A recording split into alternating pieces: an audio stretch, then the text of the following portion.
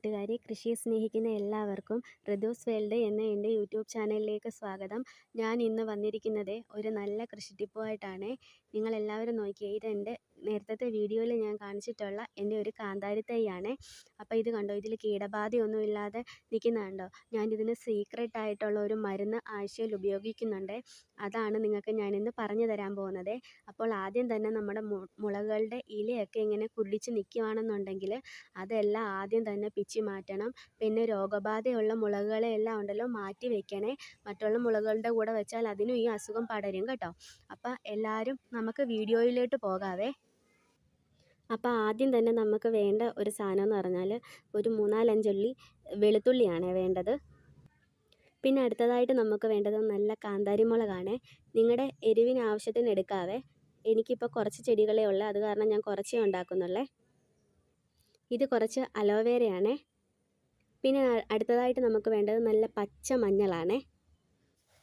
പിന്നെ അടുത്തതായിട്ട് നമുക്ക് വേണ്ടതെന്ന് പറഞ്ഞാൽ നമ്മുടെ പപ്പായയുടെ ഇലയാണ് വേണ്ടത്. ഇനി ഇതെല്ലാം കൂടെ നമുക്ക് നല്ലതായിട്ടൊന്ന് ചതച്ചെടുത്തിട്ട് വന്നിട്ട് നിങ്ങളെ കാണിക്കാവേ.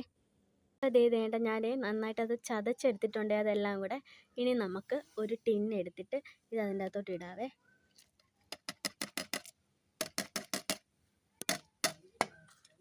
ഇതിന് നന്നായിട്ട് മിക്സ് ചെയ്തിട്ട് ഇതിങ്ങനെ ഒഴിക്കാനല്ല, ഇപ്പോൾ ഇതൊരു 24 മണിക്കൂറെങ്കിലും ഇത് റെസ്റ്റ് ചെയ്യാൻ വെക്കണവേ.